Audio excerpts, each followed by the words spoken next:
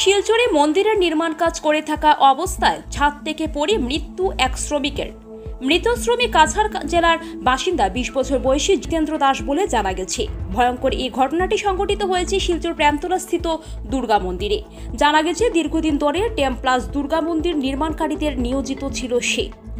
কাজ চলাকালীন সময় হঠাৎ অসাবধানতাবশত পা পিছলে মন্দিরের ছাদ থেকে পড়ে যায়, ফলে গুরুতর আঘাতপ্রাপ্ত হয় শ্রমিকজন। ভয়ঙ্কর এই ঘটনার পর উপস্থিত স্থানীয় লোকসহ অন্যান্য শ্রমিকরা রক্তাক্ত অবস্থায় জিতেন্দ্র দাস নামের ওই শ্রমিককে উদ্ধার করে তৎক্ষণাৎ শিলচর মেডিকেল কলেজে নিয়ে যায়।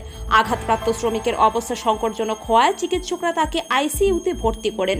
তারপর গতকাল আইসিইউতেই চিকিৎসাধীন অবস্থায় তার মৃত্যু হয়। Bureau report, BSM news, Silchar.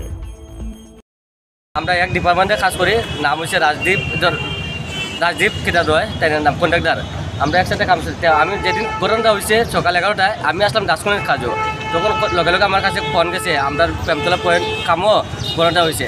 তখন আমি লগে লগে সঙ্গে সঙ্গে আমি মেডিকেল যাই। মেডিকেল যাওয়ার পরে যেরকম পরিস্থিতি দেখছি, তখন আমি মেডিকেল ডাক্তার লইয়া আমি করছি ট্রিটমেন্ট। তখন 3 দিন 3 রাত আমি সম্পূর্ণ পেশেন্টের সঙ্গে আসলাম। কালকে রাত 1টা পর্যন্ত আসলাম।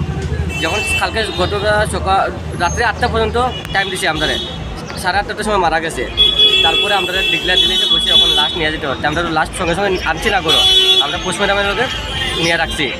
তখন তারা যে ছেলেটা মারা গেছে তার সহযোগিতার জন্য আমি আমার কমিটির মানুষের কাছে কি আমার ঠিকাদারের কাছে মানে সাহায্য চাইছি, মানে সাহায্য চাই। আর মানে এর সম্পূর্ণ খরচ দেওয়া হোক।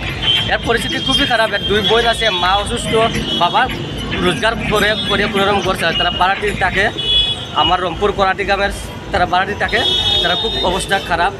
যে ছেলেটা যদি বাঁচিয়ে থাকতো, নামটা কি নামটা হইল জিতেন্দ্র দাস, মেইন বাড়ি হচ্ছে শিলগড়ি, অনেক বাড়া থাকে। সেকেন্ড ইয়ার কালকে সোমবারে কাছাড় কলেজে অ্যাডমিশন নিতে আসলো, 5 ইয়ারে।